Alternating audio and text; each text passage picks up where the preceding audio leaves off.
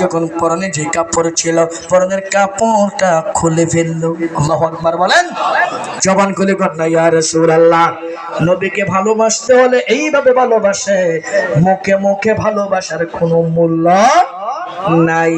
পরনের কাপড়টা খুলে ফেললো, পরনের কাপড়টা খুলে সুন্দর করে প্যাকেট করলো। নামাজ পড়ার জন্য খেজুর পাতার পাটি ছিল গো, ওই খেজুর পাতার পাটিটা নিয়ে আসছে, আইনা সুন্দর কইরা নিজের শরীরের মধ্যে লাগাই দিল, লজ্জা স্থান ঢাকলো, নিজের পরনের কাপড়টা সিদ্দিক আকবর হাতে দিয়ে দিল। স্বামী রে, এই নাও আমার নবীর কদমে যাইয়া দিয়ে দিও, আর আমার নবীরে সালাম বলে দিও। বলুন সুবহানাল্লাহ।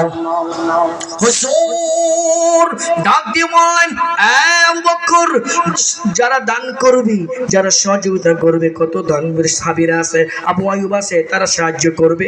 আবু বকর, আমি তো তোমাকে সাহায্য দিবার জন্য বলি নাই। আবু বকর চোখে পানি ছেড়ে কান্দে, হুজুর আমাকে আপনি বলেন নাই তা ঠিক, হাসরের ময়দানে আমার আল্লাহ যদি ডাক দিয়ে কয়, আমার হাবিবের চাদরে যারা সাহায্য করেছো তারা আমার হাবিবের সাথে জান্নাতে যাও। বলুন সুবহানাল্লাহ। তখন